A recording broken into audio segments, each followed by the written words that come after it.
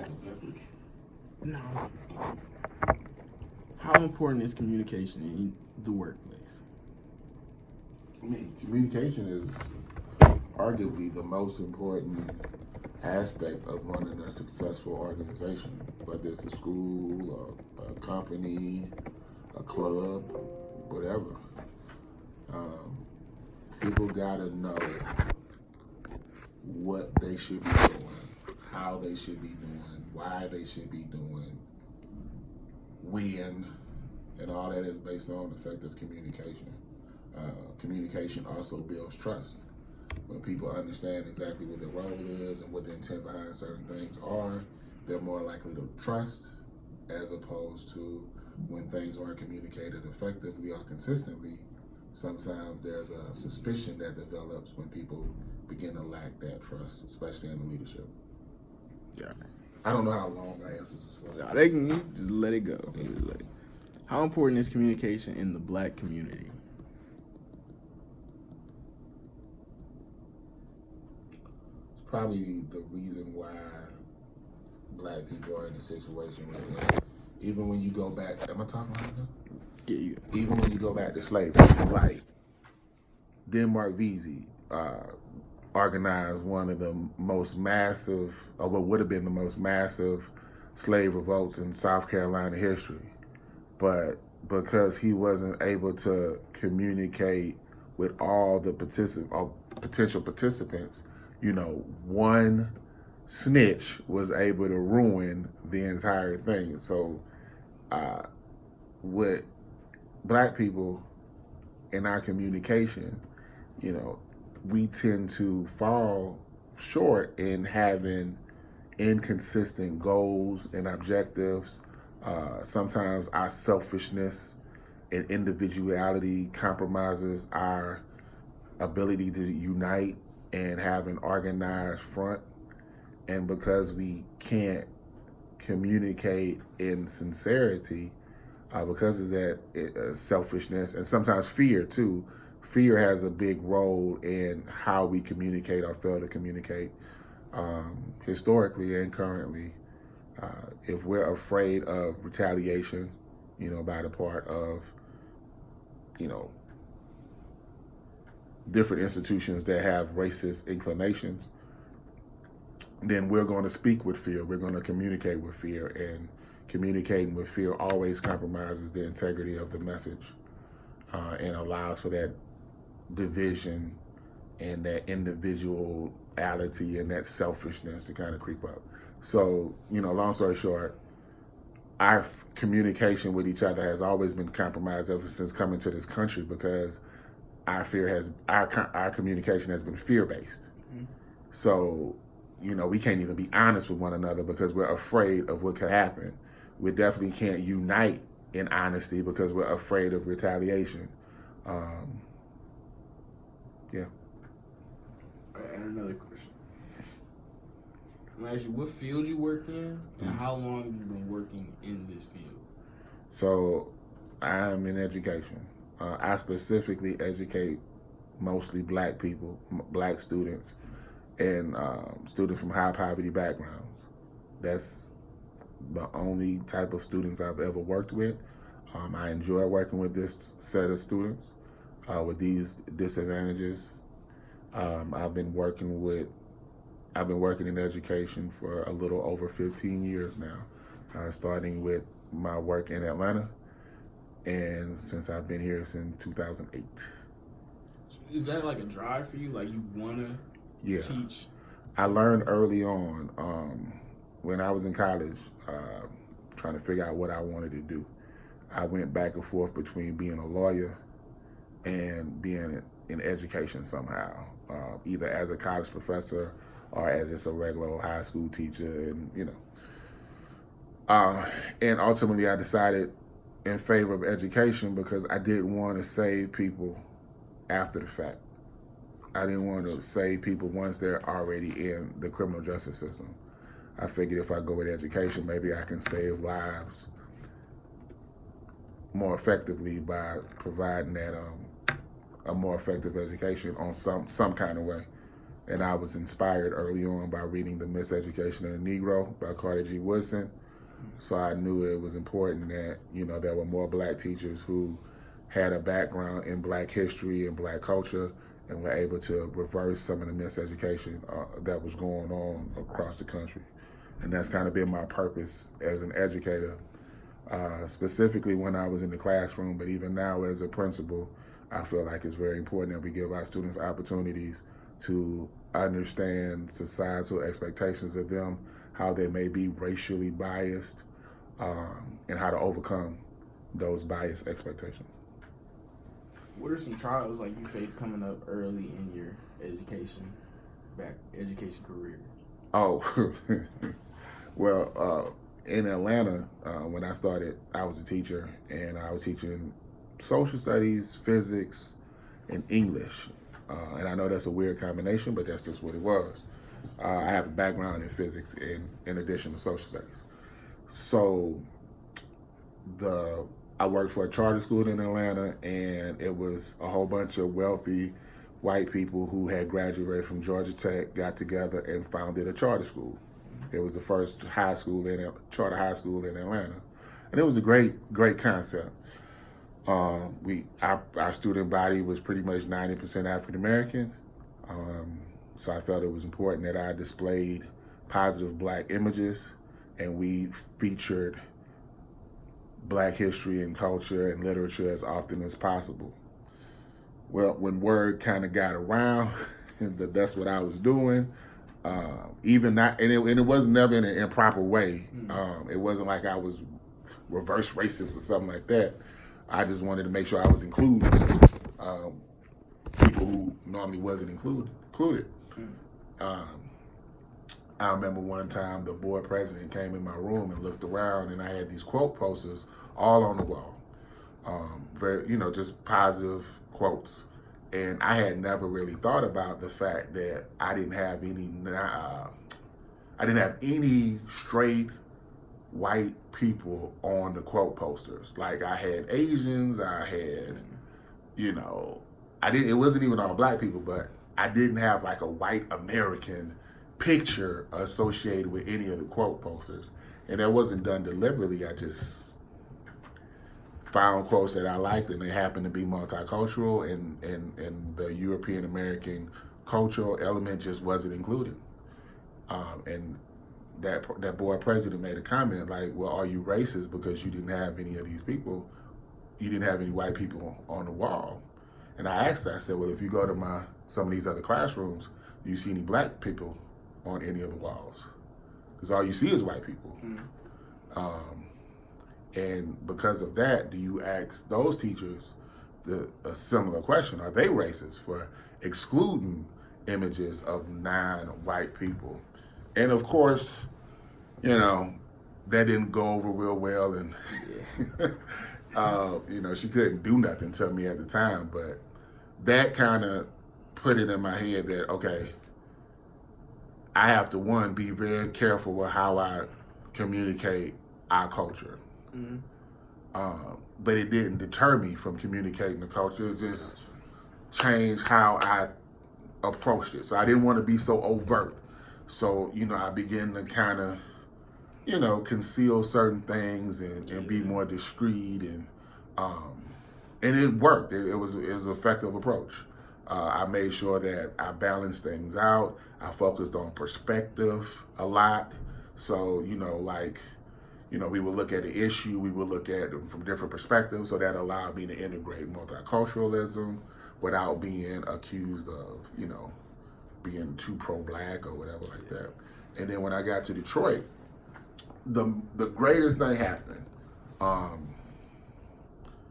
found an African-centered charter school called Aisha Shule W.B. Du Bois Preparatory Academy, which I just fell in love with. Like, the concept was just awesome, and I had never heard of it before. So when I think I just found about it. I was subbing, and a guy who was in the school that I was subbing with told me about it. He said, "Yo, you should check this school out." And I did, and I, found out it was like literally like 3 minutes from my house. 3 minutes. I was like, wow. So I went over, interviewed. They offered me a social studies position. I took it, stayed there for 5 years. You know, and I just was able to teach everything I wanted to teach, and I didn't even really have to be discreet, and you know, but because I had already had that training and being discreet, I was strategically African centered. So I wasn't overtly, you know, anti anything. It was just, let's include this part. Let's make sure you understand all these people, all these things that happen, so you can be proud of being black, and not assume that you're inferior. You went to a HBCU. Yeah, went to Grambling. Oh, and that's important too. So, you know, at Grambling, before Grambling, I grew up in a really rural town in Louisiana, and you know, it was predominantly white, and I didn't have the most positive experiences in education. I was really smart. I actually could have been valedictorian, ended up being salutatorian by like a couple of percent, well, like tenths of a percent, because one teacher gave me a B by like a couple of, like 0.2 of a percent. She gave me a B, and wouldn't let me make it up and make an A. And then that allowed this other girl who was white, to keep her all A's. Gotcha. And ultimately, but that's okay because I paid her back. I got like $500,000 worth of scholarships, and of course I didn't have $500,000, but I had that much worth of scholarship money. Gotcha. Like I had full paid scholarships to like 6 different HBCUs, and they had to announce it at graduation, which was awesome. She had like one little pissy scholarship somewhere. But that let me know being black and smart was going to be a challenge. But my mom, I grew up single mom. Dad wasn't around. He was a bit of a butthole. She always pushed me really, really, really hard. So I didn't have a choice. I was going to be smart or just have a miserable life. So when I got to Grambling, I was exposed in my very beginning, like in my freshman year, I had a history class. It's just like a freshman history class, but my professor, Mr. Jameson, love him to death. He introduced me to Malcolm X, Black Panthers, pretty much everything. Like he opened the door to like just black history and all these people I had never heard of. And then Grambling has a section in the library that's just like a black history and culture section. So it's all the black books in one area. And I just lived in that area. I read everything, and ultimately, I went to Grambling as a physics major, but a couple of years into it, I ended up changing my major to history. That's how much I fell in love with, you know, just history and specifically black history and culture. All right, last question here.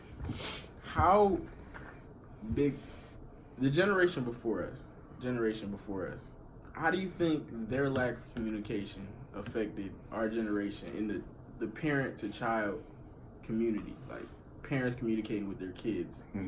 That's a great question. What I see, so the generation before you would be my generation. Like I'm old enough to be your daddy. So, and no disrespect on you. What I see with my peers is an intense selfishness and a lot of underdeveloped parents. Like parents who had kids by accident and wasn't prepared psychologically, financially, to raise those kids properly. So as a result, you know, your generation, the kids I typically have taught, you guys struggle from a lack of consistent, effective parenting because your mom and your parents usually had you by accident, wasn't prepared, and a lot of that accidental baby making was a product of what I call compensatory hypersexuality, which is basically I feel bad about who I am for a variety of reasons, and to make up for that feeling, I'm gonna have sex. however often I can with whoever's available. So we became real reckless when it came to sex, where we were more important. The sex was more important than the consequences of the sex. Gotcha. What about from the therapy perspective, from young kids needing to actually go to therapy from seeing like traumatizing events and all that, and how parents just tell you go sit down somewhere? Well, keep in mind, like, if I can I make this a black response? Yeah. So like black people in therapy was unheard of before like maybe 10 maybe 5 years ago. Like it just wasn't something that you would associate with black people. I know when I was growing up, I never thought about it. Never even conceived the idea. Health coverage was part of it. Like typically, we had the lower level insurance, so that might have excluded opportunities for counseling, because counseling is costly, and a lot of that cost is offset by higher level insurance, which is typically affiliated with higher level jobs and white people. So it wasn't even a realistic thing. Shame is important. So, there's a high level of shame in the African American community. So because of racism, it's almost like we're afraid to compromise our humanity further by revealing personal flaws. Like being black is already bad enough. Being black and having a flaw might be too much to be honest about. So we hide, disabilities and stuff that could compromise our safety in the long term. And so therapy is just, we're just not ready for it, psychologically and financially. So it just wasn't a reality. I think that therapy is important. I think that a lot of the trauma your generation experienced was based off of my generation's inability to discover the importance of therapy. The first time I went to therapy personally was a marriage therapy, because me and my wife were struggling, and we were lucky enough to identify a black therapist, and he kind of broke down why it's basically stupid to marry somebody who you have compatibility with and you're successful with, and then end up divorcing that person because you can't overcome petty conflict. And the way he said it real plain and real simple, and it has always stuck with me. And I knew from then, I said, wow, therapy is important. Place to go. Because you need somebody who's honest and skilled, because if you don't, you'll end up dealing with it with yourself, and the problem with that is we tend to rationalize. So if we have a problem, instead of trying to solve that problem, we'll try to explain it away, which becomes even more dangerous because, now you're basically perpetuating the problem, making it worse, as opposed to getting help. So I think therapy is important. I think it's underutilized in the black community. I don't even think it's really maximized in the white community either, but especially most black people, we don't use therapy nearly as much as we can. We just hold our problems in, and it's kind of like the Langston Hughes dream deferred thing, they fester and they explode, and then, the next generation is forced to live out those consequences. Thank you for this interview.